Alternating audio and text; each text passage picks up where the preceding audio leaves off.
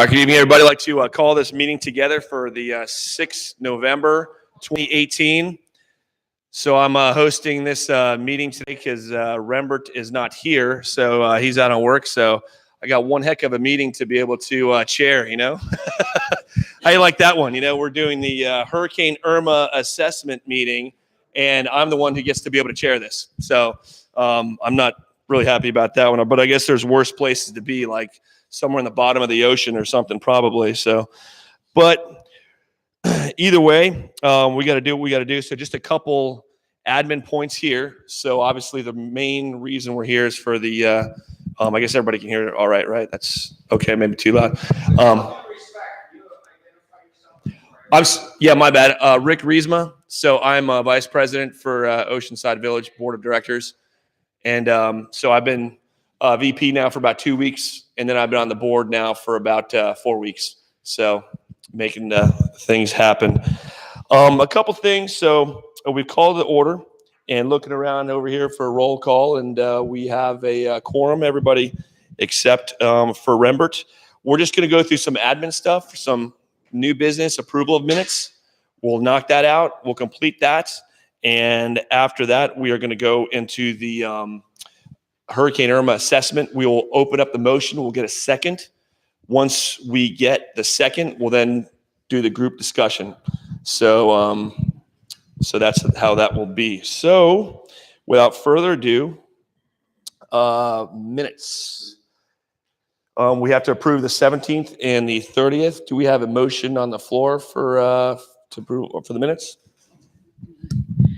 Good evening. I'm Secretary Deborah Hadia Daratani. It is moved that we accept the meeting minutes from October 17th. Is there a second? Second. All in favor? Aye. No opposed. The motion is carried. I also want to make a motion for the October 30th minutes. It is moved that the board accept the minutes from October 30th as submitted. Is there a second? Second. A vote? All in favor? Aye. Motion carried. All right. Thank you. All right. Is there any other new business that anybody wants to bring up at this time? Good? Everybody good? Okay. All right.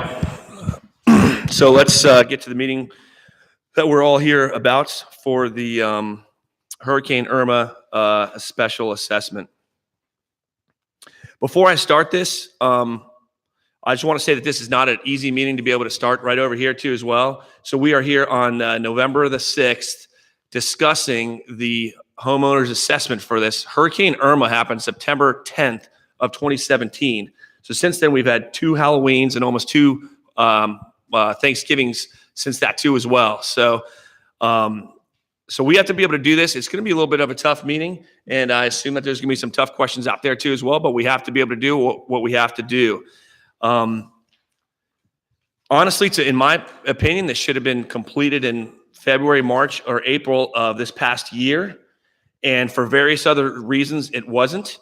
However, we've gone through some pain this year as the board. We've tried to make some things happen the last 4 weeks, so we are going to do the tough work, and we're going to take care of this right now. And we're going to go through this.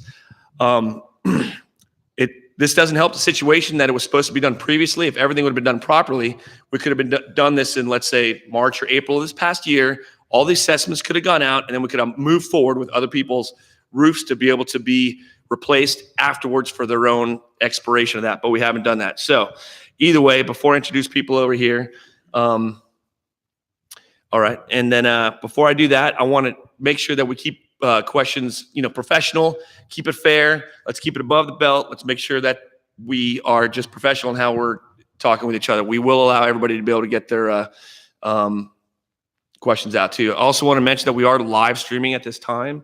And are there any objections to that? Okay, we'll move forward for that. And then also, we also have Rick Gonzalez over here. I'm not sure if you met him, but he is our new CAM that's over here. So thank you for being out here again. This is his second meeting from Leland and Associates. All right. So now what I would like to do, I will introduce the motion here. So it says, be it moved that a townhome assessment to pay insurance deductions from Hurricane Irma claim to those homeowners identified in Exhibit A to be approved. That is the motion on the floor. And do I have a second? I'll second it. Thank you. That's a second. So we do have a second for that. I'll open this up to discussion here in a moment. But right before that, I'd like to introduce Josh Renew. He is here from Renew Insurance. He will also be answering questions with respect to the insurance. And also we have Chris Martin too, who's also works for the Martin legal firm. So he also has expertise, not to mention with several of the experience we have here on the table and at this room too as well. So there's a lot of professional expertise on here. So with that, I'll turn it over to Josh. Thank you for your time. I always hate these board meetings where you have to have the microphone and just can't move. One of the things that they'd asked me to discuss was kind of the claims process and how the whole procedure starts and moves through till you get payment and get your roofs done, obviously. Last year was a little bit different than honestly I've ever seen. Wasn't a bad thing, but the insurance company, what they had done is from Matthew, Pro Roofing had come out. And if you think of going to the mechanic and you say, I want to have my muffler done, they're going to ask you what your car is, what year it is.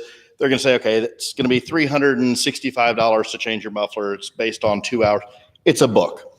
Doesn't mean it's going to take 3 hours and 12 minutes, but that's kind of what their average is and what they're paying off of.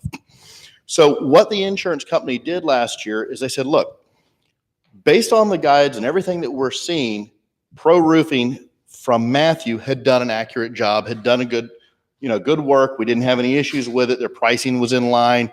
They didn't have any, situations where they came back and said, we inspected this roof and they were dishonest.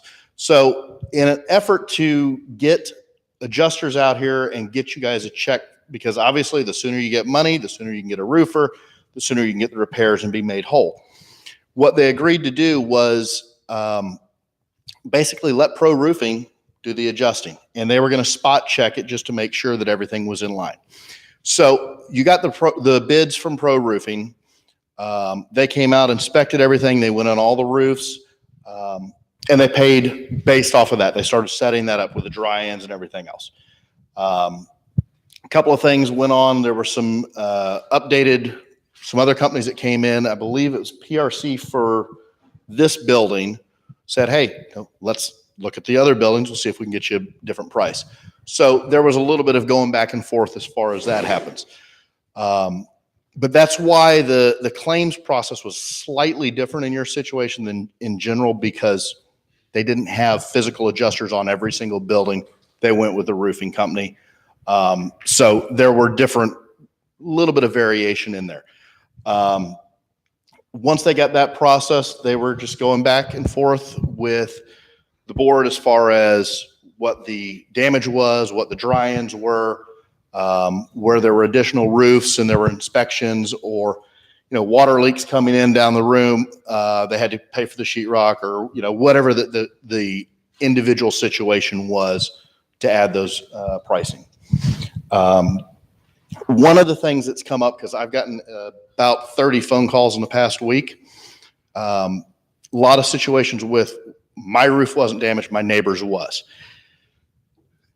Because of the way you're set up with being townhomes and it's a common roof line, there are statutes out there that require, if it's over 25% damaged, the entire roof has to be changed. Now, that does not come into play on a roof that was replaced last year. It's one that's not to code. So, which is the majority of the roofs that you have out here. They were older roofs. So if you had 25% of damage, they don't care if it is 26.1%, that entire roof has got to be changed. Part of the reason for that is once that starts to peel up, if they didn't change it, you're going to have part of the roof peel up. It's going to damage the rest of it. You're not going to be real happy as a neighbor. So the state has basically said, you don't get a choice. We had a situation, I was telling the board, there's an association over here behind Murphy, or a building over here behind Murphy Gas. about 10, 12 years ago, there were 3 units in it. They kind of went back and forth with the same thing. Why should we have to replace it? Why should we have to do this? Why should we have to insure it as an association? And they didn't. They chose not to. The gentleman in the middle unit, his unit actually burnt down, firewalls on both sides. Neither side unit could sell their units for, I think it was 8 years, because the building could not get a CO to be able to sell the units, that entire middle section. The mortgage company didn't want to take it back because the guy the bank didn't want to take it back because the guy did not have the insurance on it at the time. The association couldn't fix it to where they could sell it because they had no legal right to own it. It took almost 8 years to be able to get them to fix it. So that's why the state kind of mandates, when you've got multiple roofs together, you really want to change it all at one time, insure it all in one place. You don't have those situations. The loss assessment coverage is one of the things that is going to be coming up. If it hasn't already, I've gotten a few phone calls on it. State statute actually has it built in since 2010. You have $2,000 worth of loss assessment coverage under an HO6 policy, which is what most everybody in here has got, because you're kind of the hybrid between the condos and the individual homes. So you have a minimum by state statute of $2,000. You take that letter that you got, turn it over to your agent. So I need to file this under loss assessment. They should be cutting the association, or they'll cut you a check for the association. Some of the companies, Allstate's been pushing back a little bit in some of the associations, and USAA. Everybody else has been pretty good with it. For both of those companies, just refer them back to the state statute. If you have any issues with them specifically, give me a call. I'll work with you on those. Their latest one that they were trying in another association was, oh, it's more than 12 months out, you can't file it. Sorry. That's not in the statute. There's nothing that lets them out of it. I've actually talked to people at the state as recently as Monday, verifying that again.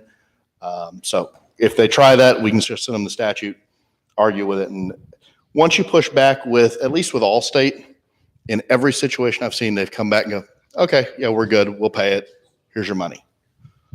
I don't know, are we taking questions now, or? I was going to say, hold off a little bit for you to give a statement. Okay. Do that. And, So- Bill wants to give a statement too. Okay, I didn't know. I just saw couple of hands, so. How much more time? Give me 30 seconds. I'll talk about the deductibles. The way the deductibles work, because I know that I've gotten quite a few questions on this also. Your deductibles are based on the value of the building for a hurricane. Hurricanes are a percentage deductible. So you've got it at a 2% hurricane deductible. That's calendar year. So it's 1 storm or 10 storms that year. You're going to pay 2%. It's of the buildings affected. So it's not a total loss. You know, you're not paying 2% of 40 million before you get any money. If you have a building that's at, 500,000, you're paying 2% of that building's value. Your documents split it out between the unit owners in that building. That's got to be paid. So if you have a $12,000 deductible for your building and you have $13,000, you're going to pay the $12,000 deductible. The association's insurance is going to pay the other grand, all the way up to, if it's completely leveled, they're going to pay the difference. So, but that deductible is always going to be applied. It's a building's value based on an appraisal, which the appraisal is done. Bonnie Worthy actually did yours last time. She's a state certified licensed residential or general appraiser. She's not even a residential. So she's got one of the higher licenses for it. I don't pick your values. The board doesn't pick your values. I have to have an appraisal. They will not change the values on an association like this without it. So you don't want us picking them anyway. But that way the association has got a value for the reconstruction cost. It is not sales price. That's one thing that I get, this seems like a very low value. Part of real estate and sales is location. You're pretty close to the beach. You're going to pay more for it. So the construction cost still stays the same. It's fairly similar to if you built it over in MIMS, you're not getting the location, but you're getting the construction cost. So the insurance is based off of what it costs to actually put it back.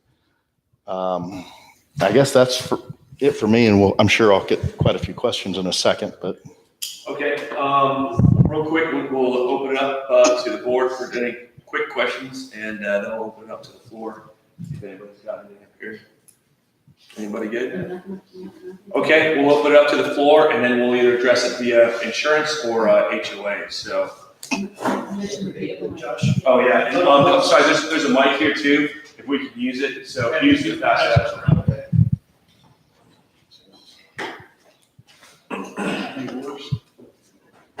Yeah. Josh, on the loss assessment that the people can buy, 2,000 you're talking about, does Florida insurance law allow, in New York, you can always increase that. What is the maximum that these people will be able to purchase? State law allows it. Not every company does increase it. The statute actually requires that they include the loss assessment. That's in 627.714. If anybody's really bored, you want to read the statutes. So they do require the 2,000. They'll let them go up. Most companies will let you go to 5 or 10. There's a couple of companies I've heard of that'll go all the way to 50,000. So it is allowed, but it's going to vary based on the company.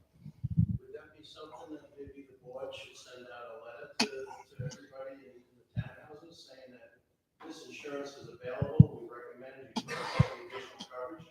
So I remember you said that you only had 2,000. Did you know you could buy more? I didn't know that I could buy more, and in fact, I didn't even know that I had loss assessment coverage. And my roof got replaced after Matthew, and a lot of the questions that folks have been asking over the last month were questions that I had. It didn't seem fair, I didn't understand it, but when I actually understood it, my bill was $3,200. I paid $3,200, and then I got $2,000 back. So it effectively cost me $1,200 for a new roof.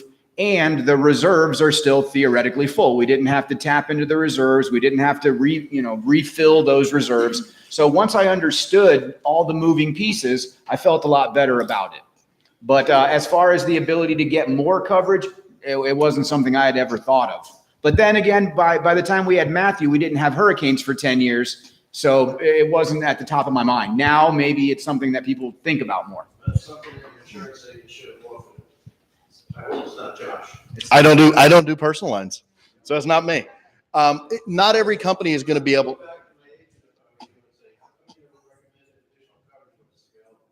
It's not available with every company. There are quite a few that are not allowing you to go over that 2,000. Again, I don't sell any unit owners insurance, so it's not me. But not every company even offers it. So some of them, here's the 2,000. That's what you're getting. And that's it. Anyone, who's next? Right here, there you go.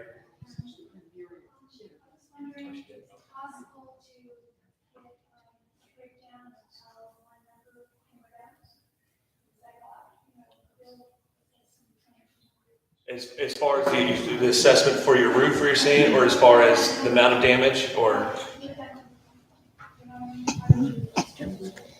Yeah, I think we have that, and truly what it is it's the assessed value of the entire building, then your portion of the building times 2% or 3%, whatever that deductible is. What's your address? What's your address? 34 Cuddy Sark. Give me just a second here. There's a few addresses to look through here. 3488. Your building's at $674,000. There's 6 units in it. The deductible on it at 2% is $13,480. When you divide that by 6, it's $2,246.67.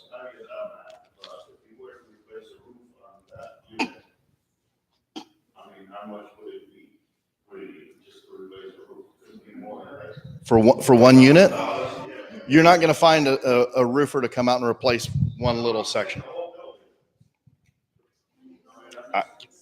I don't know what the. It depends on the amount of damage, but I guess the thing is, if you do it that way, you don't get the 2,000 back. In your case, you're only going to pay $200 for a new roof because you get the 2,000 loss assessment. If it was just taken out of the reserve fund, you'd have to refill that, and you wouldn't get that $2,000 set off. So you're saying that if I have the $2,000 loss, You do. You absolutely do in your insurance. It's required.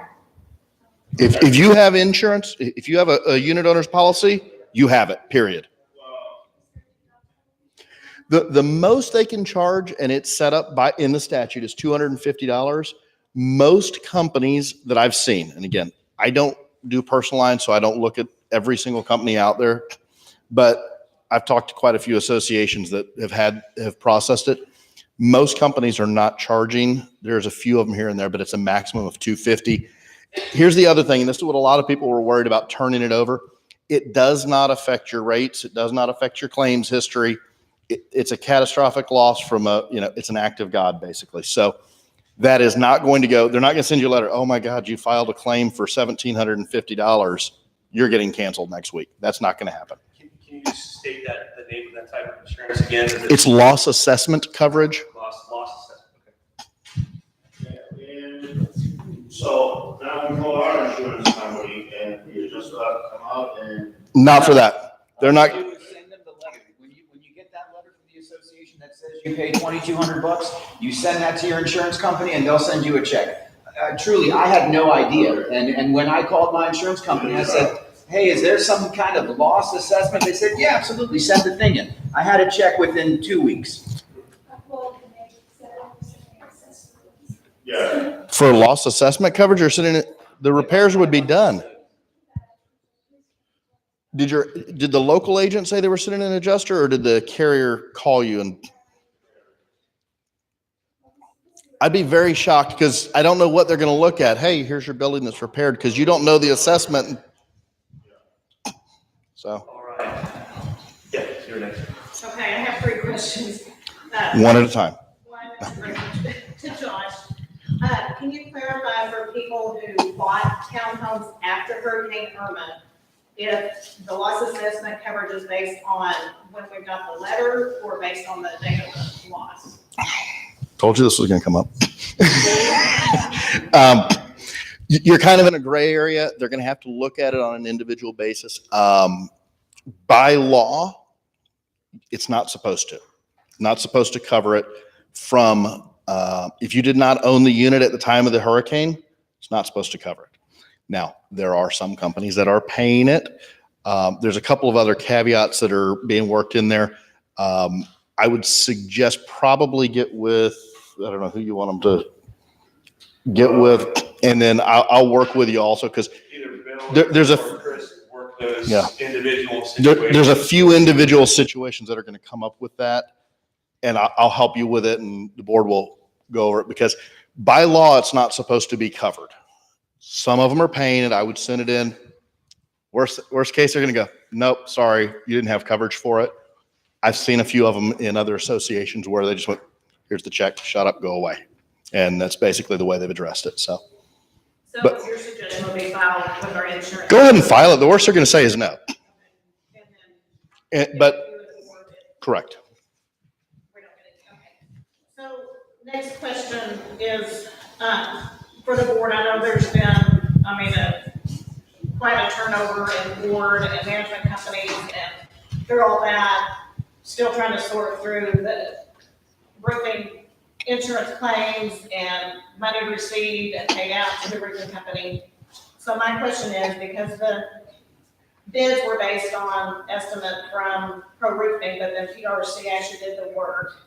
Let's say in the event, the insurance plus what we're paying in assessments adds up to more than what the cost actually was. What happens to that excess? And I realize y'all are just in for another 2 days, but what I really want to know is, how is this going to be translated to the next board? So, yeah, so the payment is less than the assessment made. That's the question right over there. So, yes. Well, part of it is an insurance related situation. Your deductible stays the same. Even once if you have a $10,000 deductible for that building, you still have to pay $10,000. It doesn't matter whether there's, $20,000 of damage or $27,000 of damage. You have to pay that deductible. So they can't go, oh, we're going to change your deductible to $500 now because here's that other money. The insurance company just pays less. You still pay the deductible. They pay the difference, whether the difference is 5, 10, 15. Right,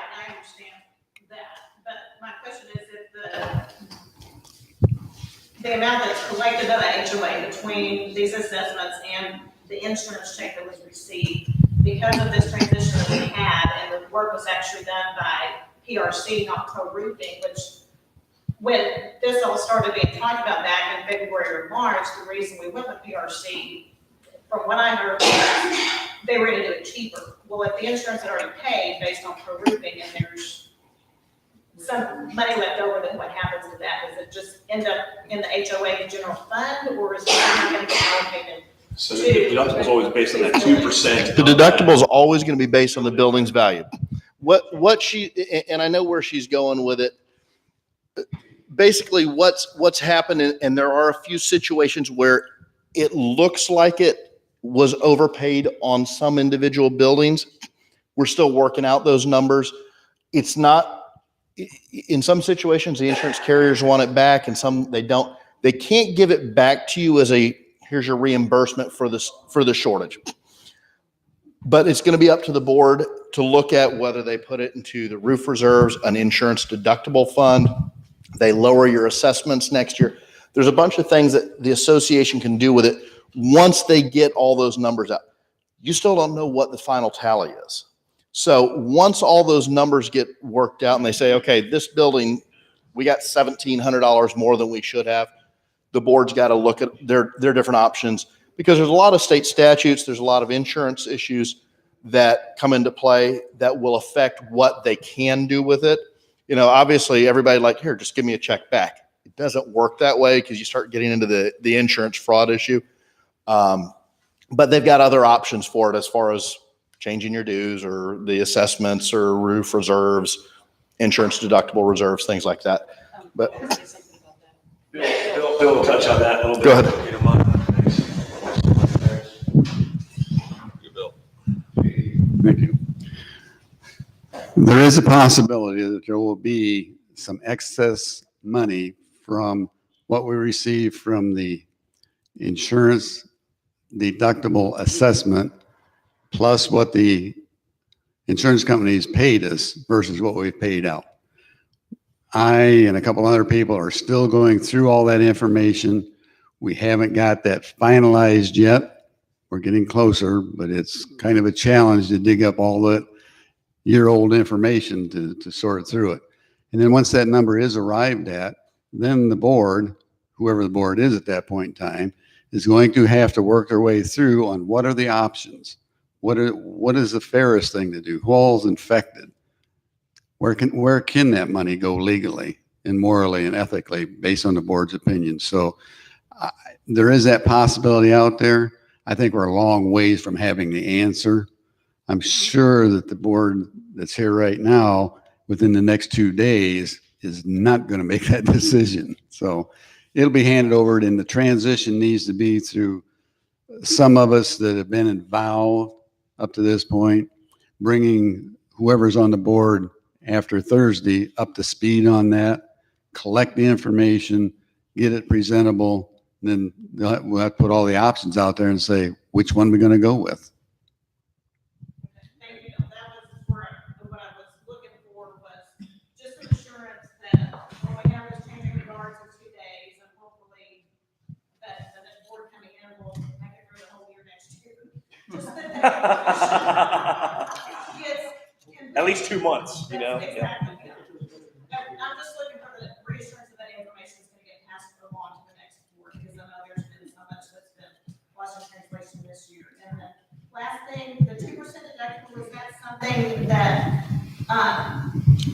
is required on the master policy, or is it 1% or 1.5%, but it's not as big of a chunk to some people?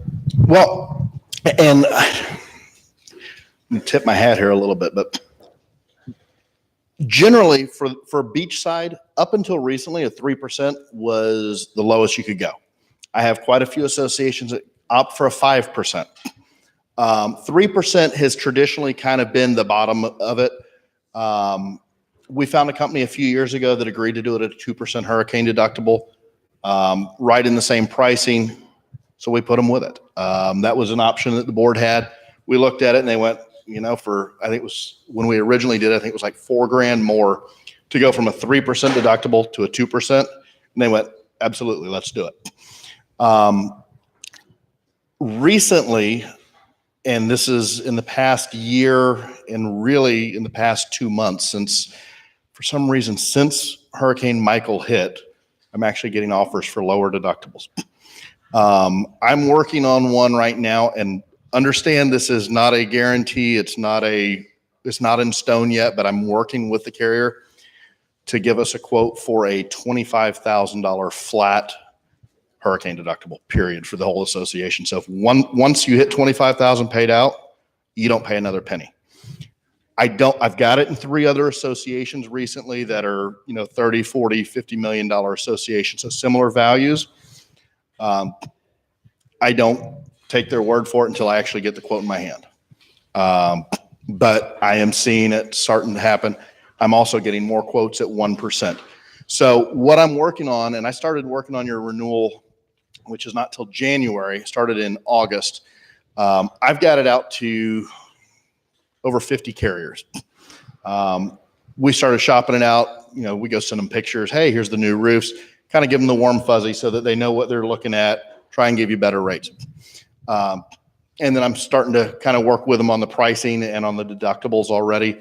I'm not going to see pricing really till about 30 to 35 days out. So end of December, I'll start getting some numbers in, hopefully earlier than that. But I'm fully expecting to have options for 25,000, 1% hurricane deductibles, 2%. I'll give you all the options. I mean, I'll come in and say, here's this company's best quote. Here's this company's best quote. Here's the differences. And, sometimes it may make sense. There may be times, the $25,000 deductible, they want 20 grand more than to do a 1%. If you've got most of the buildings in here have had new roofs, you may look at it and go, you know what, we'll roll the dice and save 20 grand. I don't know that that's the case, but, have the option, and I'll give you the options. The board will look at it, and, whoever's on the board at the time will sit down and go through and, show everybody what's available, the information on the carriers, because just because I get a cheap deductible doesn't mean that's who you want to go with. If they're, declining claims and fighting you on everything, doesn't make sense.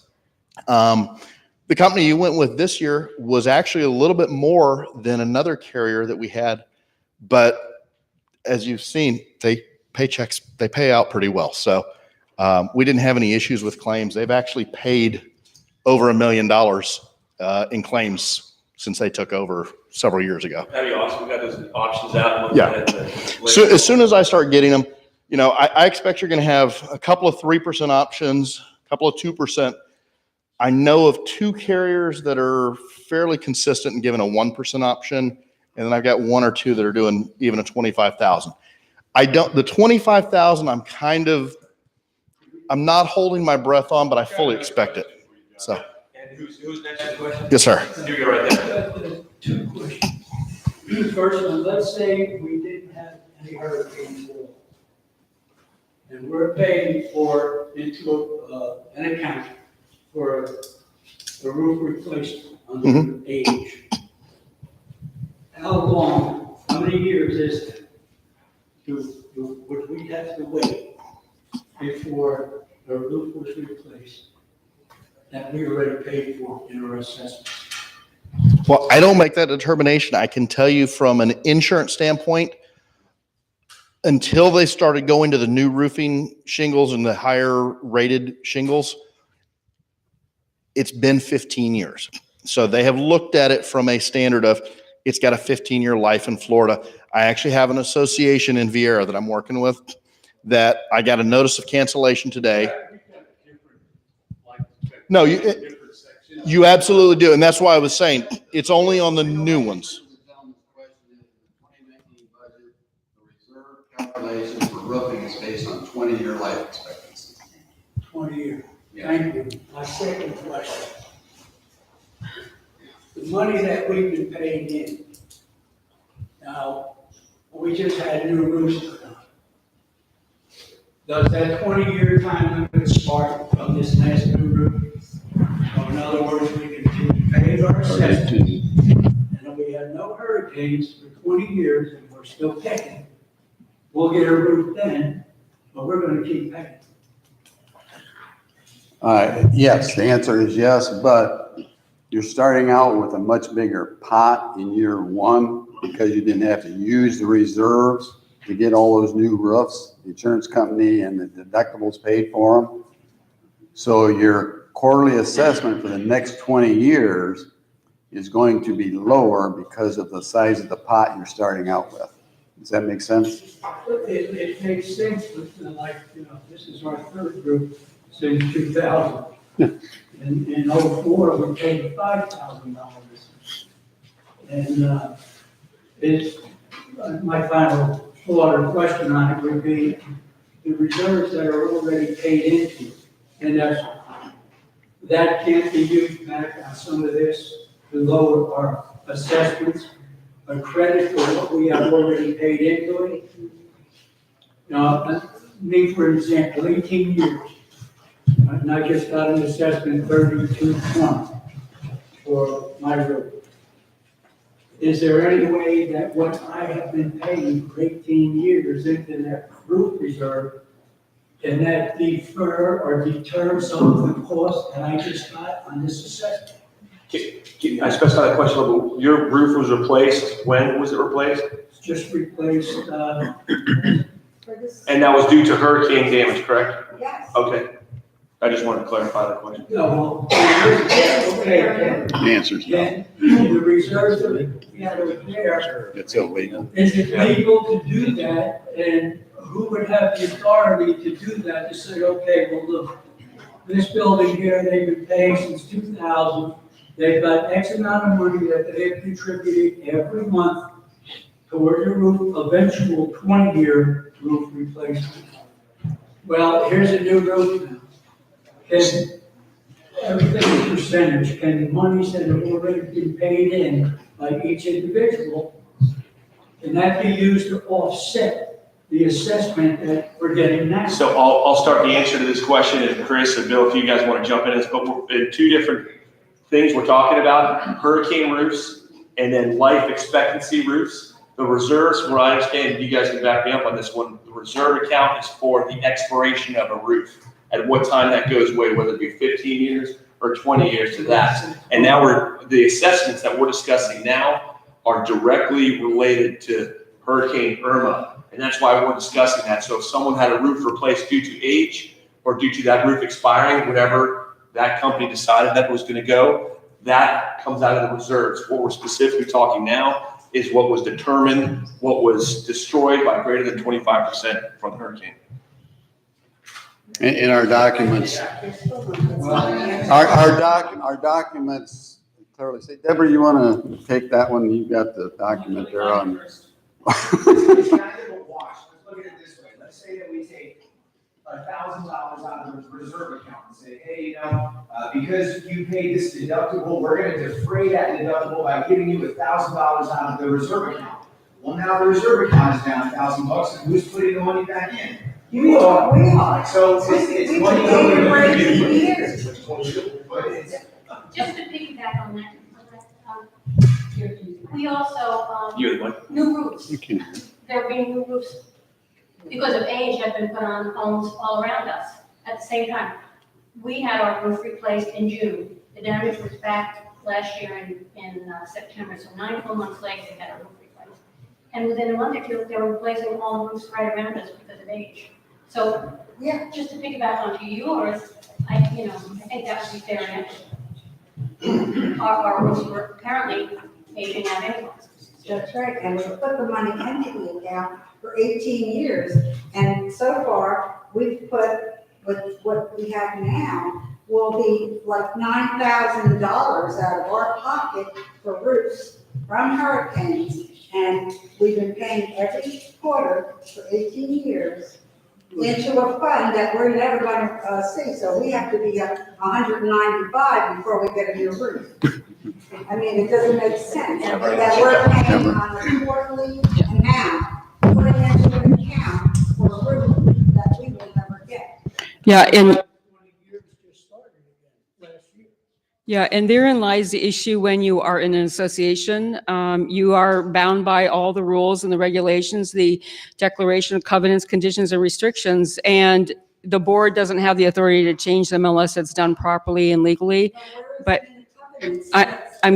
hold on, please, I'm getting ready to read it. What I'm going to read to you is just a very small excerpt in answer to your question from the third, I'm going to read exactly the title, Third Amendment, and I'm going to talk slowly because I know I have a habit of talking really fast. Third Amendment to Declaration of Covenants, Conditions, and Restrictions for Oceanside Village. All of you should have a copy of this at home when you purchased your home. If you need a copy, I'll be happy to share it with you. And it's under paragraph number 5, Townhouse Assessments. And I'm going to read the portion that pertains to the reserves as you're asking the question right now on. It says, in addition to the purposes described in a previous section of the declaration for which assessments imposed pursuant to section 14 may be used, and here's what it says, the association shall assess the townhome owners for the purpose of funding the following. And the second paragraph under letter B says reserves established by the association to do the following: replace the roof.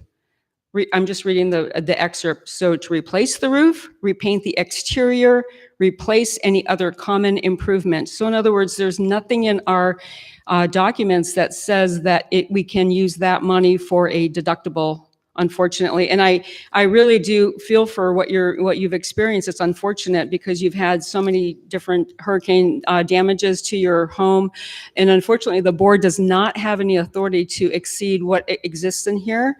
And I don't think you would ever want the board to do anything that's contrary to this, because then you'd have a free-for-all board and subsequent boards as well that do whatever they want with your money.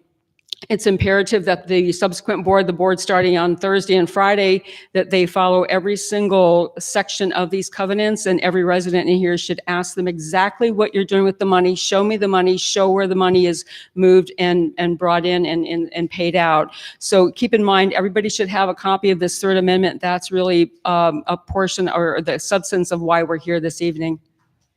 There's about 3 people who have not had a chance to ask questions, and okay, Mark first, and the gentleman behind you in the gray shirt, and then there's the lady in the back, I believe, as well. So let's maybe go in that order, please. Thank you.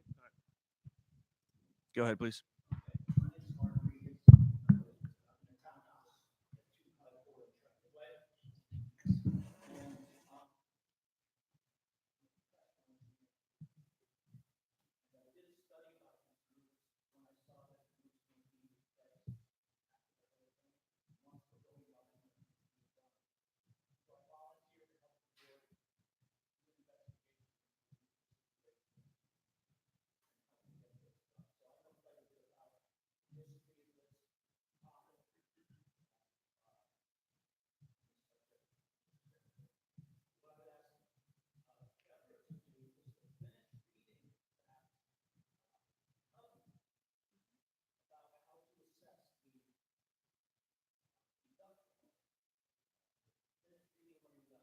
So you're saying, yeah.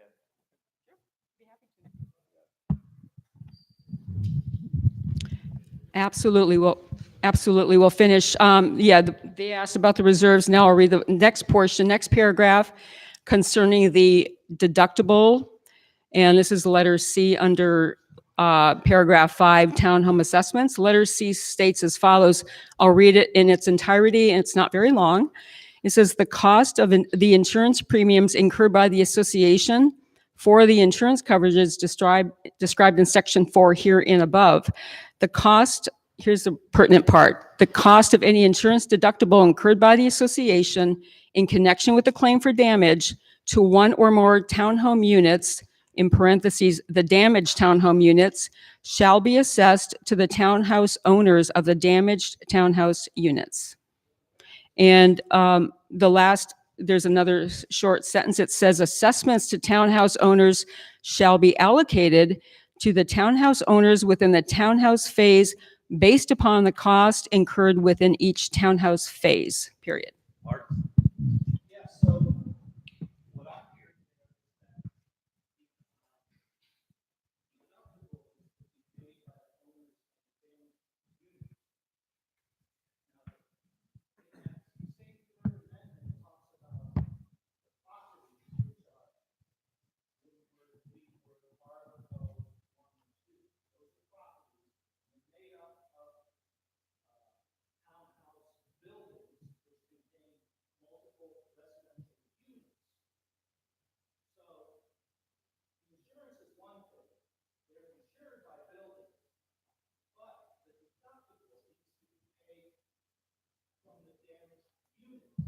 So I see we're going on this right here. This is number 5. I'm about to pass this off here. Townhouse assessments, because you're saying shall be assessed to the townhouse owners of the townhouse units.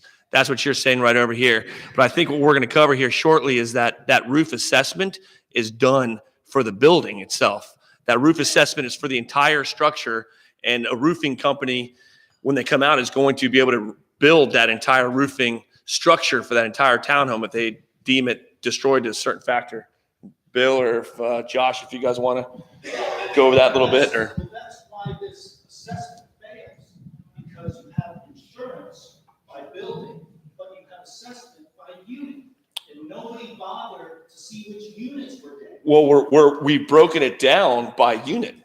We've broken it down per unit. If there's 2 people in one building, each unit has been assessed a certain amount. Josh, you want to take this one? I'm going to ask Josh to address this 25%. Yeah, part of where that's going to come into play. If you've got by statute, and again, this goes back to the age of the roofs and the code that you're required to put in new shingles. So if you've got 4 units in there and only the end unit gets damaged and you hit 25%, okay? By state law, that entire roof has to be changed. So in essence, that entire building received enough damage that it is going to force the code change to put the new shingles on. But even in your example, if there are 5 units and only 1 gets damaged, that's only 20%. But I said 4 units. I said 4 units. If you have, once you hit 25%, you have that 1 unit is damaged and they've got to take it off. You hit 25%, the state and the code is required to change that entire roof because they're older shingles. Yeah, I know, that's in the building code, but it doesn't apply if it's less than 25%.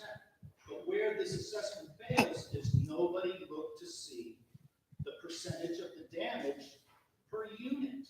So, for example, my townhouse 254 is attached to 264. The damage was on the 2nd floor of 264. It was 200 square feet out of 3,600 for the total building. So for the building, there was only 6% damage. For 264, there was only 12% damage. So that should have been a replacement or a repair, not a replacement. But in that situation, you probably didn't hit your deductible. But in that situation, you most likely didn't hit your deductible, did you? Mark, I'm being assessed. Because you're kind of a one-off situation because the discussion about the amount of damage, can we just get together and you? I have 2 questions. First, of all some number of units that had the roofs replaced, do you have an approximate number? Is it 200, 100, 300? For Irma or by hurricane damage or just? 17 of it, 2017. For the hurricane? For the hurricane. There were 27 buildings and then the clubhouse. Okay, so a building, but is it true that there are some units, people are being assessed in some units that are not in the same proximity? Yes or no? Well, I would, if it's under the deductible, you still got to pay for it. I don't know. I would assume that I didn't do your assessment. But if, say you have a $10,000 deductible and there was $8,000 of damage to repair those roofs, you still got to pay for that repairs during the hurricane. I would assume that's where that's coming from. So if I understand the question is, are there people that have roof repair or roof replacement? They are unit, particular unit, the roof was repaired or replaced, that don't have to pay any assessment. Yes. Yes, because they were not damaged by the hurricane. That one have anything to do with 20-year roofs? So you're saying that none of the roofs that were damaged during that were replaced, that every one of them had hurricane damage of more than 25% in that contiguous building? Don't think I understand your question. He's asking if there's a unit that didn't have damage on his end. No, that's not my question. Okay. Are there buildings or particular units in the buildings that had roof replacement, people that didn't have to pay the assessment. If the whole roof got replaced, all units in that building got equal assessments. Okay, now our next question is something that the insurance guy said that I wanted a question from. Okay, at the beginning, what you stated was that there were six units and each person got assessed a certain amount that was equal to the units, and that it was based on the value to repair the unit if it was completely destroyed. No, not the value to repair. It would be, your deductible is based off of the value of the building for a hurricane. It's a the total building. So if you've got a building, I'm going to throw out a number. If you've got a building for, $1.2 million and there's 6 units, they're going to have a deductible based on $1.2 million. That deductible would be split by all 6 units. But that doesn't make sense because the people like I that have one-story building, my reconstruction costs are going to be half the ones that have one-story. You live in the same building. Unfortunately, that's an HOA. When you're insuring you're essentially a condo style. You're kind of a hybrid. Your documents require that they insure the structure of the building, the roof, things like that. They can't split it out. So I'm insuring the entire building. So when they do that, based on what I've always seen in your docs, it has to be split by every unit in that building. It's not now, I'm not the attorney determining that. That's my understanding of it. Because I know when you buy your insurance, what it does is they always ask you, they do a calculation, it's going to cost this much to completely replace your building, because it's going to cost 15% more, but everybody else is getting their building replaced. So, okay, you're insured for this much for total replacement, and that's why I asked the question. Yes. It didn't seem like it was correct. Okay. Go ahead.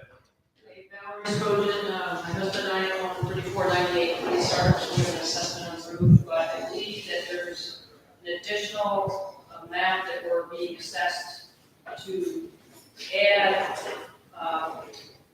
all the common area issues that occur, for instance, the clubhouse roof. So my question is, how is the clubhouse roof being assessed? Is every homeowner in the association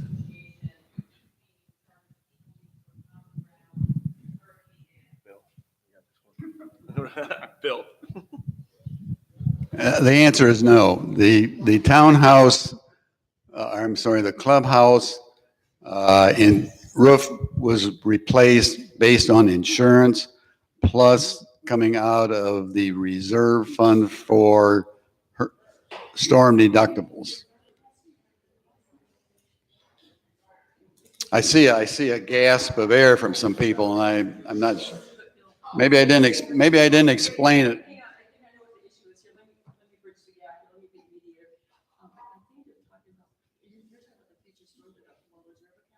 Yeah. Yeah. The reserve account. Okay, the reserve account for storm deductible is for common ground only. So we have a reserve account that covers the deductible portion of the insurance premium and cost and damages done to this building. Same way with the gates. We have a reserve account for gates, and we also have a storm deductible account that can contribute towards the repair of those gates, the walls, all the common ground. So you do pay for that through your portion of the quarterly assessment, along with the other 611 residents here. Okay, then I think the letter that we received, based on my information, that the calculations in error, based on all the information that Josh and I were providing today, it seems like there's an additional couple $100 that we're being assessed that doesn't equate to this calculation of, your full value divided by 6, and, everybody pays it. Wait, in reference to that, are you saying your personal assessments? Yes. that you're paying, or you're basically talking about The standard letters dues? in the mail, that just had the handwritten amount that I'm being assessed. What was your address? I can tell you what. 3490 Cutty Sark. So my question is there an additional assessment to everyone in the HOA for common ground repairs? No. From an insurance deductible amount, Yes. your portion will be, and I anticipate anything else. The insurance deductible, your portion will be 22.60. Is that what it is? Okay, So was that what your assessment was? I think so. Then that's strictly your building. If it was more than that, I don't know. If it was 22.46, then it's strictly 100%. Yeah, everybody's assessment should be based upon that, basically that 2% of the value of the entire structure. So there shouldn't be any additional value in that whatsoever, split or allocated amongst the amount of people living in that particular building, right? Or that, the owners. All right, thank you. So there was a lot of concern, because obviously everybody realizes that the clubhouse roof was repaired. Everybody's wondering how that can be paid. So I think it's Right. important So- that gets kind of. Because there's other people in the community that are not being assessed, and you would say, why aren't they being assessed? But specifically, each area is being assessed particular for that building, split amongst those I owners. understand that, Right. right, so that's about the clubhouse roof. How it's been paid. I think gentleman in the back, you have a question? Yeah. Go, yep, the microphone, please. Yeah.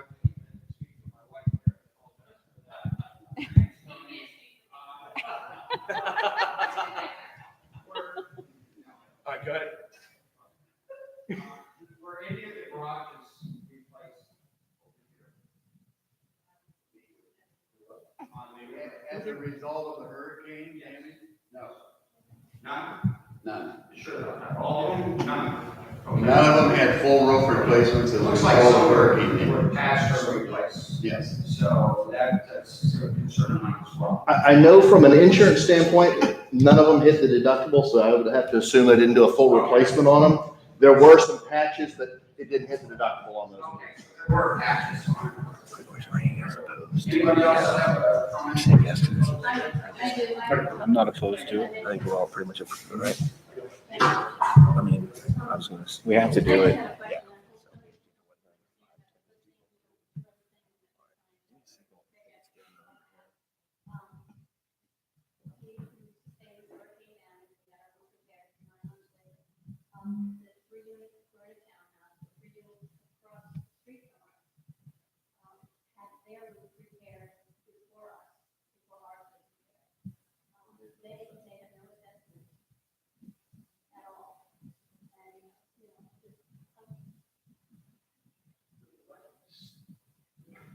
So, Hang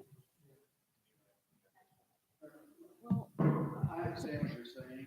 Go ahead. You live here Yeah, we're on this chain, and we sustained a significant amount of damage, Yeah. and we expected an assessment, you know. Right. We don't have a problem, but we expect things to be done fair, and there may be a reason for it, but I can't quite, know what that is. If the unit across the street Things on the street.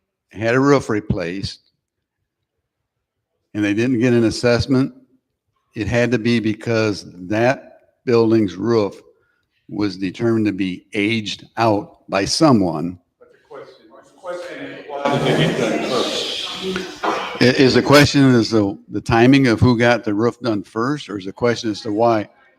Why we are assessed, and another building is not assessed when they're both exact identical ages. You know, and Yeah. theirs was done prior to us, so obviously it was because of hurricane damage, or it certainly would have been done Yeah. before. I can't address the rationale as to which building got fixed at which time of the month, one before the other. I wasn't involved in any of that. I don't think anybody on this board was involved in any of that. I don't know who made those calls as to which buildings got repaired when. What is the age of your roof? What is the age of your roof? It's 16 years. We're there, 14, it'll be 15 years next year, it'll be 15 years in July. So that, Let me. Right. Okay, it's absolutely a valid question. I'm just going to say this from the standpoint of having been on this board for literally 10 days, but I am pretty familiar with what has gone on, and many of us are very disturbed by things such as that, and it's sort of well, neighbor against neighbor. Why am I getting assessed and you're not, and you're getting a brand new roof? It goes back to the issue of, for some reason that many of us do not know, honestly, and that the earlier board this year decided to also replace what they determined or had someone determined to be aged out roofs. There was a report done back in March presented to the board that said the roofs should age out at 16 years. And that's about when I'm on the same street, obviously, as Ellie, and that our roofs are 16 years old and therefore they should be replaced. At the very, very, very least, that was extremely ill-timed, in my opinion, because of situations like this. It looks very unfair. But the reality is that the board, no matter who the board is, has to abide by all these rules and docs that we have. And so the insurance, I think, is fairly clear to most people and how that is handled. The fact that a board, whether it was earlier this year or one that's going to be in place next year, makes a decision to replace aged out roofs, that's a call that, you know, was made by the board and should have been challenged at the time at a board meeting when they made the decision. I've got some of the board minutes, and I know that in the fall and September, there were discussions during a board meeting regarding townhome roofs. I really don't know the reason why they replaced them when they did, but frankly, it was probably extremely ill-timed. None of us up here are roof inspectors, and so I don't even know what the reports look like, but I think it would be fair to say that you might want to look at them, but none of us up here actually were involved with that decision. And so it was probably not a great move at that point to do them in conjunction with other roofs getting a repair or replacement rather from insurance, because it does look exactly like what you said. It looks like it's unfair. There are different reasons behind it. And that's why it's so important to come to board meetings and hold the board accountable and be able to ask the questions and everything. We can't go back and change anything. I do know that the board that's sitting up here right now is trying really, really hard to be very, very open and confront these issues that are very difficult. We simply can't speak for people who are on the board. You may want to reach out to those who were on the board earlier this year and ask them that question. I really don't know. Presumably they had somebody who was an independent inspector go on the roof and determine that they were aged out. I'm only speculating that, but that would have been the proper process to go ahead with. One thing I'm going to give Josh the mic here in a minute. He doesn't know that, but we also talked about the practicality of that. There are some insurance reasons why that perhaps may have been prudent as well, and it could have been part of the board decision. Again, I'm not speculating necessarily, but I'm going based upon what Josh had said earlier tonight before the meeting, and that is that there may be some insurance premium implications or insurance coverage implications for roofs that are really old. And so I'll let Josh expand on that just a moment. So the board earlier this year may have used that as the determining factor. I did get a couple of calls when that was going on, and basically they were looking at, they're already out here, they can give us some better rates while they're doing it. We need to get these done because they were, as far as insurance goes, an older style roof, it was reaching the end of its life. I tend to agree the timing was probably not the greatest because it does appear, you know, they're replacing this one, like you said. The insurance companies will look at it and say, you're 15 years old for your roof. I want an inspection or I want it replaced. There's only a certain amount of life on those roofs.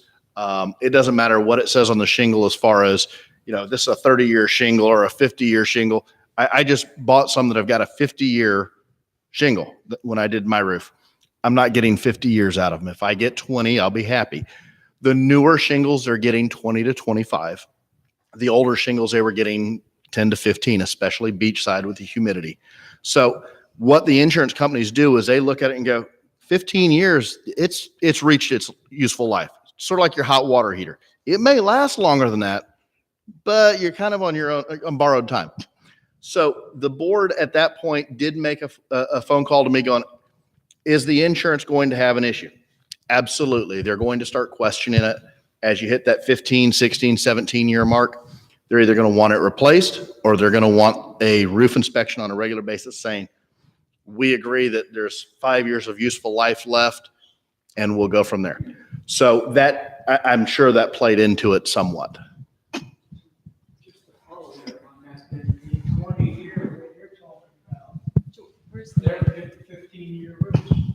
No.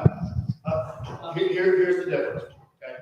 On new shingles with the current code, they're now getting 20, 25 years. But a shingle that was put on 10 or 15 years ago did not meet the same requirements as the new one. So you can get a 20 or 25 year life expectancy now. 15 years ago, you weren't getting that quality of shingle.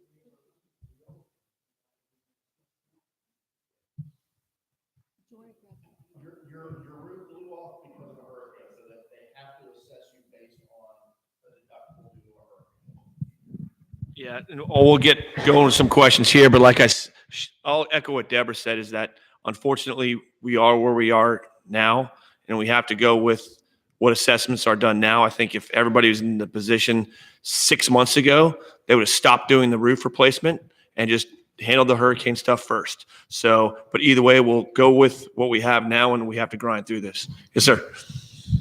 So the question really isn't about assessment or not assessment, but if the roof was replaced because of age, would the owner still not be assessed a thing, or are we actually paying that in our quarterly dues, that we're paying enough money in that these things are replaced by the association at no charge? Yeah, those are assessed for expiration and quarterly dues, and basically what Deborah read beforehand for that reserve account, that's where those roof replacements come from for expiration. That is, my unit is 12 years old. I've been paying dues for 12 years against that replacement. Now I'm paying an assessment based on a deductible, and I'm going to end up paying 30 years before the association replaces my roof. That, to me, just doesn't seem fair. Now, if you told me that we weren't paying anything in for that replacement, we were assessed when our roof aged and it replaced, I'm all fine with my deductible assessment.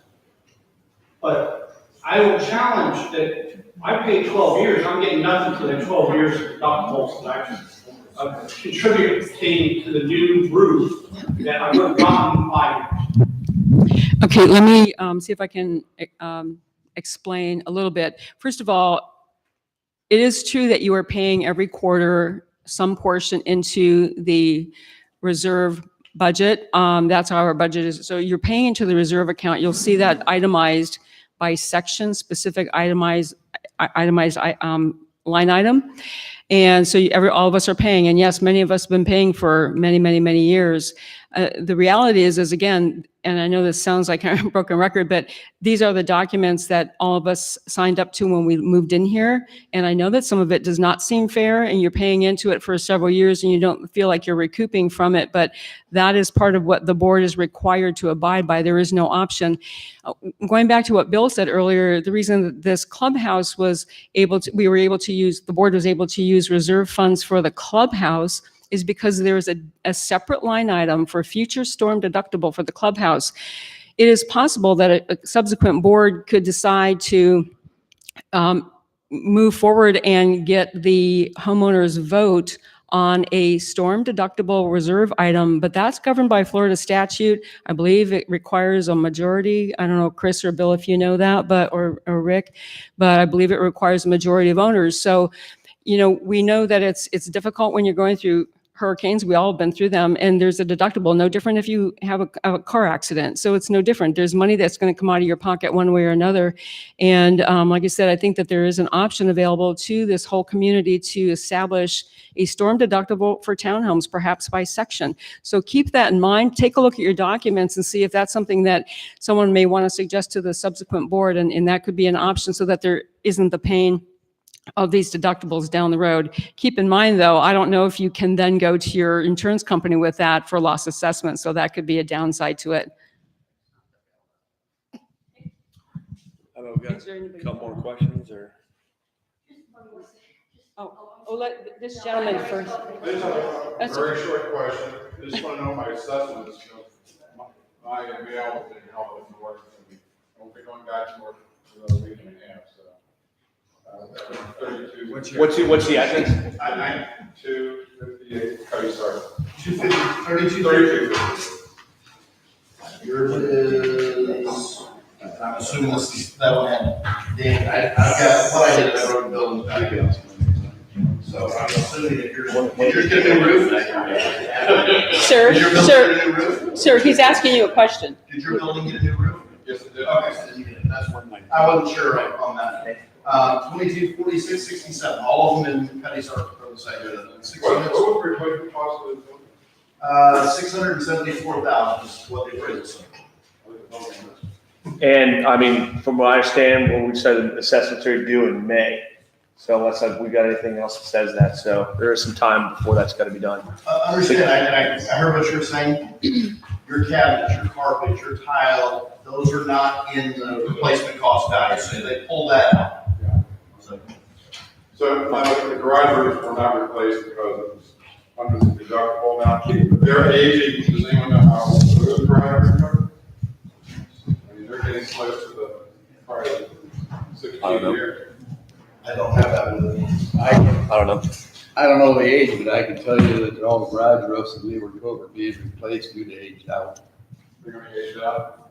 That's already been signed contract previous, Oh, okay. back in the March, April time period. That was a few months Right, ago. wrong, or indifferent. I think one or two more questions. Yeah. Okay. Okay. The HO6 policy we have, $1,000, does that apply? No. Not for loss assessment. Loss assessment by law, and there's actually another stipulation. Did you file a claim for the hurricane under your HO6 policy? Did you have wet carpet or anything? Okay. If you already paid your deductible, they can't get you twice. Yeah. So anybody that's had, if you had, wet carpet or anything else, you filed a claim under yours, that $250 deductible does not apply to your loss assessment. The most by statute that they can put in there is $250. And again, not every company's doing it. Kind of hit or miss. My understanding is Allstate and USAA are generally enforcing that. The rest of my don't know. The other question I had was, the comments you were making in regards to the rules of the board, is that a Florida law, or is that the board? Definitely not the board. What it is a combination of Florida Statute 720 and also the Declaration of Covenants, Conditions, and Restrictions that governs everything in our HOA. And I have a complete bound copy of it here. And like I said, you should have received one when you purchased your home. And I think you did not receive it. I think we might look to our manager, Rick, and get in touch with him, and he'll be sure to get a copy to you. Uh-huh.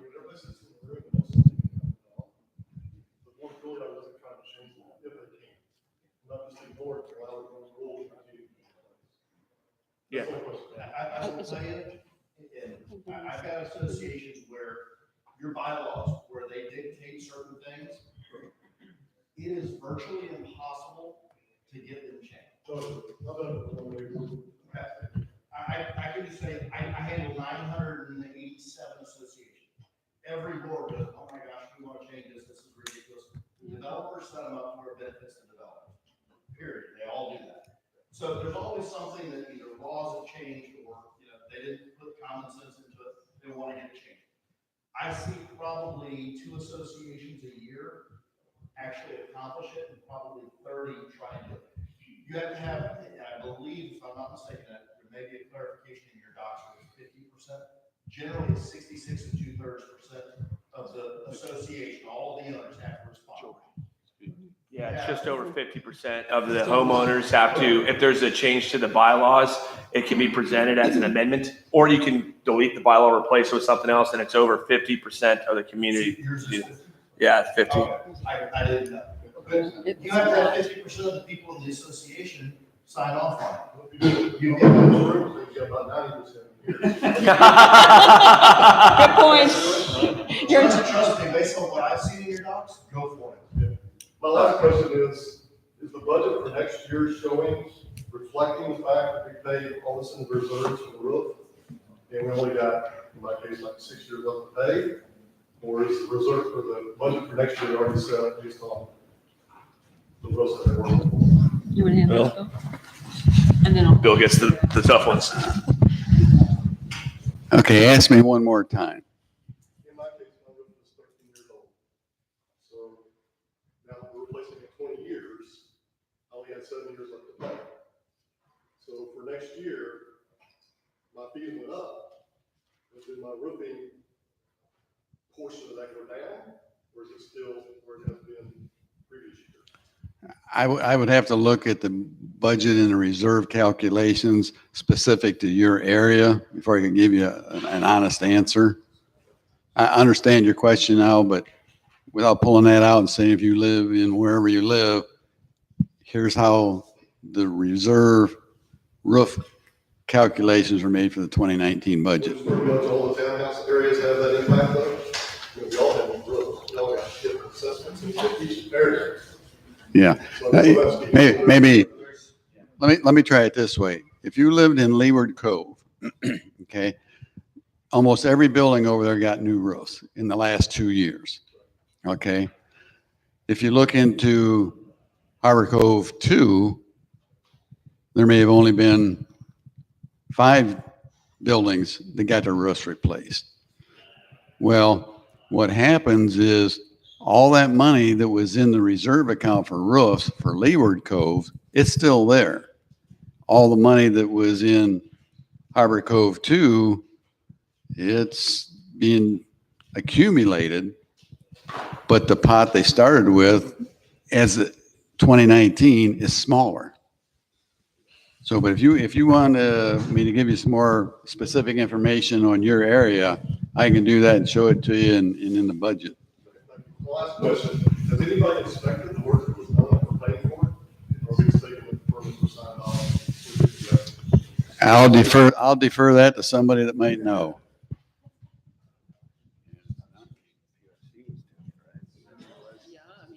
Well, let me give a general comment. The roofs are inspected because they're permitted and somebody from the city is out. Mark probably knows more about that than I do. Let me give you one. When you get the new roofs, you're gonna get a new, wind mitigation form. It's gonna apply for insurance for your unit owners. It's also gonna apply for the association because it gives you credit to turn it in here. Hey, we now have secondary water resistance, we got the shingles meet this code, so it's gonna save money. That has to be, a roofer can't fill that form out. It's gotta be a general contractor, a licensed inspector. There's certain requirements that they can do. That person's going up, he has to provide photos, making sure that the nail pattern is correct, and you're gonna be getting those as you're doing them also, because it's a new roof, you want the credit. Okay. It'll be done. All right, about time for one more, and then we're gonna go. Yes, sir, please. As long as the same question over here, you just talk about, wind mitigation. Let me go back 2 years ago. Matthew, I was assessed for a new roof, and so is a different townhouse, so is my neighbor on the side. I don't live here, I live in North. My neighbor said that my roof was replaced. When the person that did the wind mitigation came in, and I said, look, can you tell me how much of this roof was really replaced? So the guy looked around for a long time, and he goes, well, I think that section is new, and that section is new. I was assessed almost $4,000, and the HOA bill was $15,000 for 2 new roofs, $30,000. To this day, I do not know whether I have a new roof. I don't know why you're yelling at me, I didn't. I didn't replace the roof, I have no idea what the building. I'm not yelling at you, I'm yelling at the board. Well, you're looking at me, I'm just saying, here's the thing, they're not going to pull the permit. Call city of town, ask them for the permit. It will tell you, you can look it up online, it will tell you if it was a partial roof, if it was a repair, if it was a complete replacement, it tells you all the specs on it. I don't know on yours, I can just tell you that that's one quick way to find it. I can look up and see if there was paid for a replacement roof. Actually, I may have it. You're looking for Matthew? What was your address? 3231. Cuddy Sark. 3231 Cuddy Sark? No, Merrimack Lane. Merrimack. Merrimack. And my next door neighbor is 21. They did pay for a new roof in that. Right. So I would have to assume that if I they was paid for a new roof. my neighbor was $10,000 and he paid for it and paid for it. Okay. And I don't look at you. Everybody there. I do not know that I have a new roof. Yeah, Go ahead, tell him. I would say for this, look it up in the city of Melbourne documents over there too. And then we can address this with Rick if we can follow up on this one too. And then maybe we can dig through the documents and see when that roof was actually replaced and how good. Like that was board a year ago, so I can't answer that right now. I don't know, but we could follow up that in the future. What they may have been referring to, if you said they were in the roof in the attic looking and said, this portion's new, this portion's new. When they put the shingles back down, they put new nails, okay? I just had a new roof done because mine blew off during the hurricane. They put new nails down. They're gonna miss the board sometimes. It's very obvious, hey, those are new nails. They're not 20 years old and rusted. Real easy, you can tell if they patched it. Your roof's more than about 2 years old, you can tell if they patched it. Look out at the side. If you see a spot that's dark here and light here, they're different colors, you got patched. If it's all uniform, they replace it at the same time. No, this is exactly what the gentleman said. It was one little corner, that this is new. The rest of it, nothing has changed. He's wrong.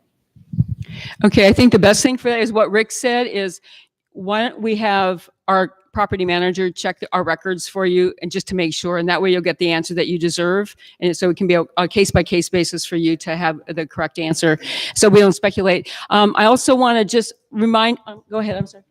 Oh, tell us your address again, sir, please, for him. Your address, he's on Merrimack. 31 Merrimack. And I just want to, I want to give a reminder to everybody again, we know that it's a financial burden to have this assessment coming to you, but remember to check with your own homeowner's policy to get loss assessment, find out what your coverage is. And then the other thing too, the other good news, I like to give good news, and that is that I believe the board is also going to allow everyone to have at least until May to submit the payment to the board. And so hopefully that will be a little bit more of a relief for everyone. I will run the numbers tomorrow and tell you based on the individual units. Actually, I've essentially got them. I'll give them to the board. So it will show what the maximum amount of the unit assessment as far as strictly understood hurricane loss. If they decide, we've got to put in landscaping because all the trees blew over, that's separate. From a hurricane impact as of right now, I've got what your maximum assessment would be for loss assessment. You may want to check with your insurance agent.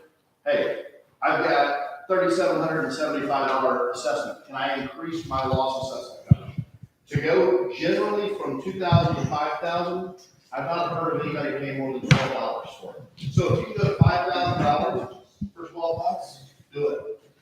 Not every company's going to do that, but at least this way, this is a resource that the board will have that will show you what your individual assessment is. And I'll email it to the board and that way they have it all.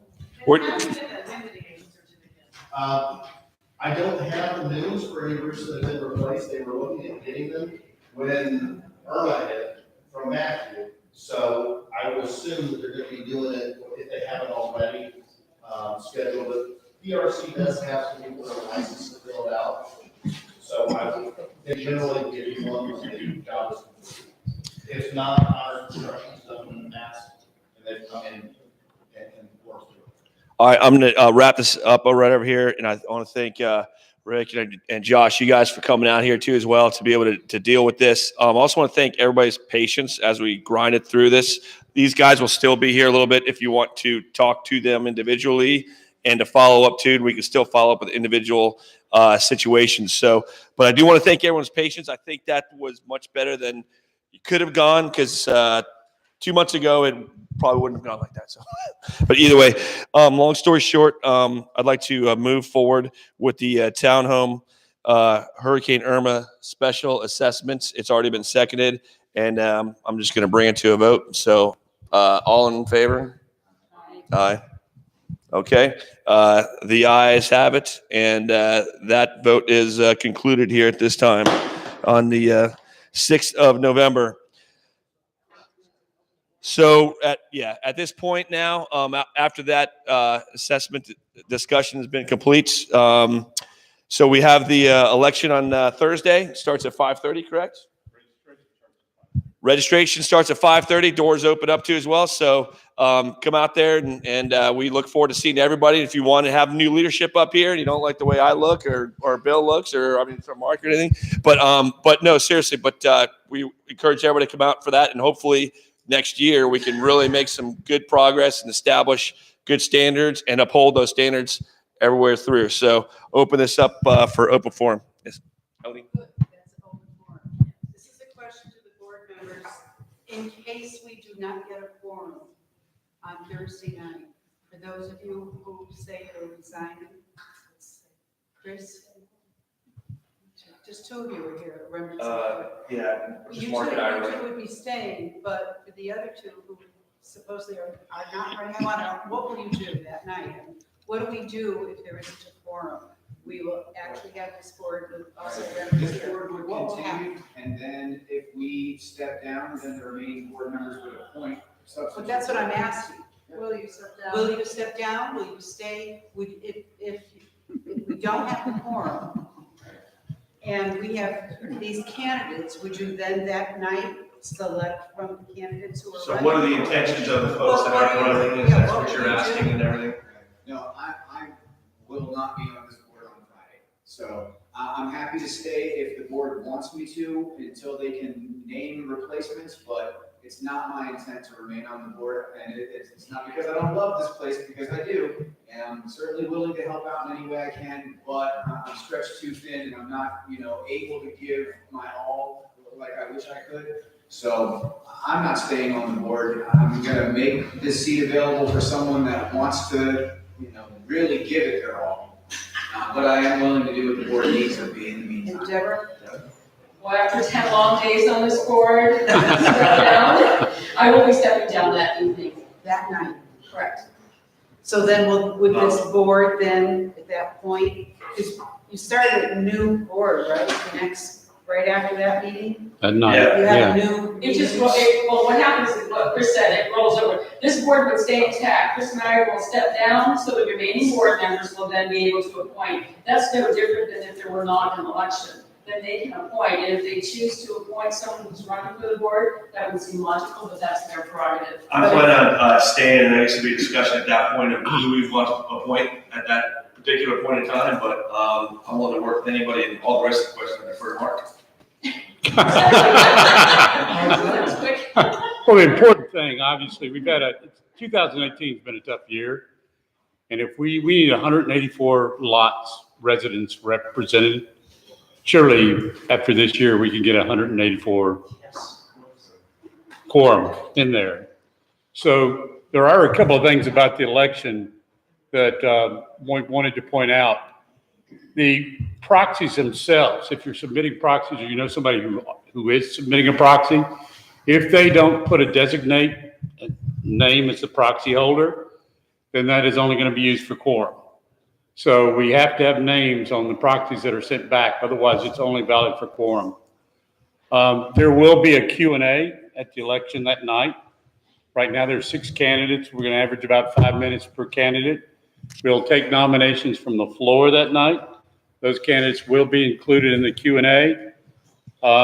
Tomorrow night, very important, if you've collected proxies, and I know a lot of people have, tomorrow night in the clubhouse from 4 to 7, there's going to be volunteers from the election committee. They'll be here to get you pre-registered if you have multiple proxies. If you got 5 or more, you'll save yourself a lot of time from registration to come in tomorrow evening or again Thursday morning between 9 and 12 and do that. If you or someone you know has the home ownership is listed as a trust, a partnership, an LLC, or has multiple owners on it, it would also do you a favor to come in Wednesday night or Thursday morning and get your registration done there. Also, brand new homeowners.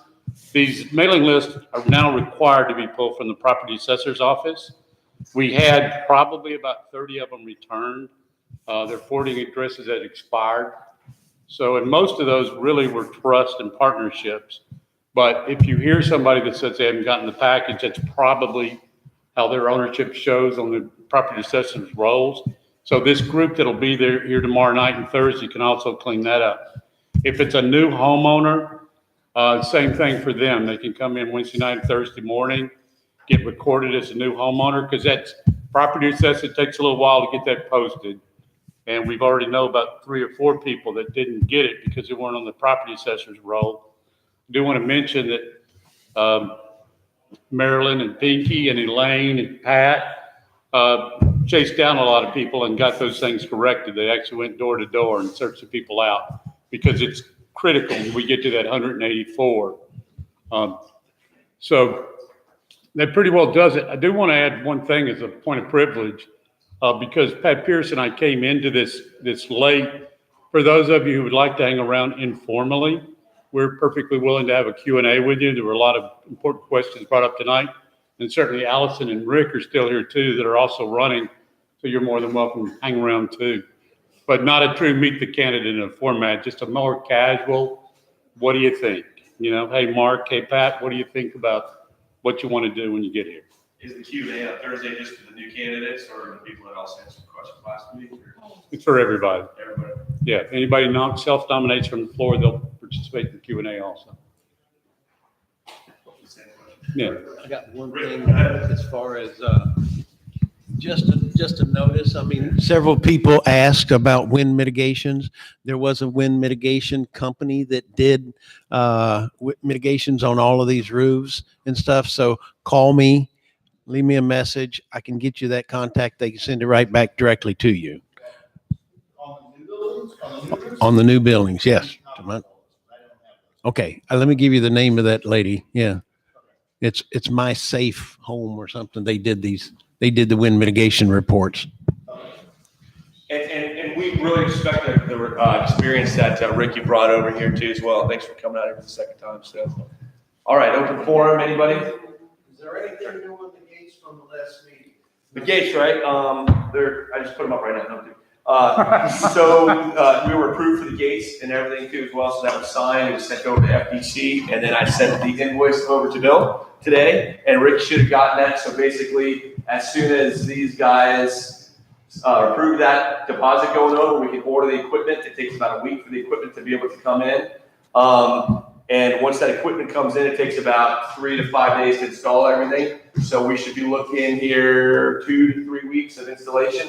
And now what I did realize too, we will be getting all new clickers, and that's the way it's going to work. Everyone's got all the new clickers, but look for an email to come out here in the next 2 to 3 days. The RFID cards, they promised me you could just turn in your number to me of your old RFID card. I can match that with your name and the number, and I can ingest that into the new boxes before they bring that over. So if you already have an RFID card, you may be able, that might be able to work for you.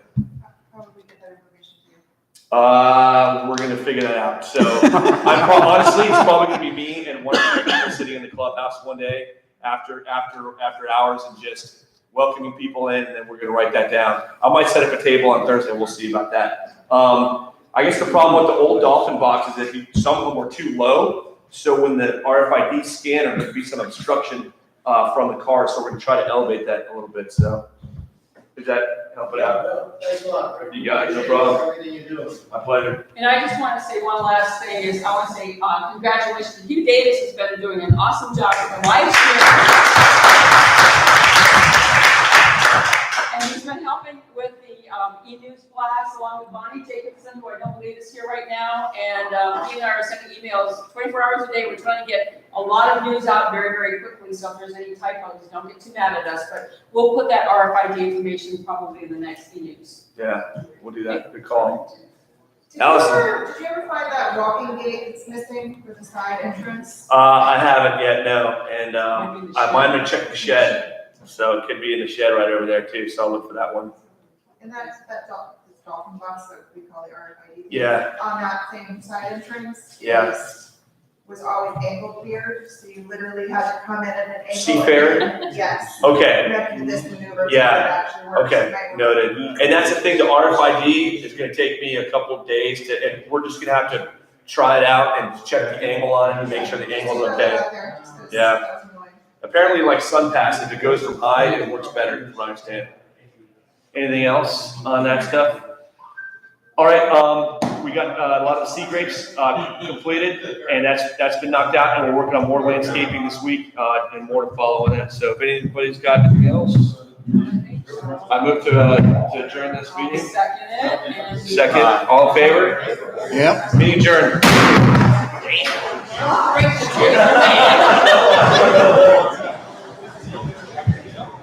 Tell them how to do that.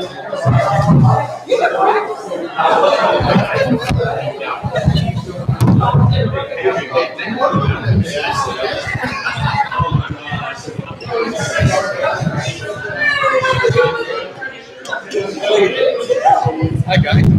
Hey, Bill. Hi, how you doing? This thing's still on.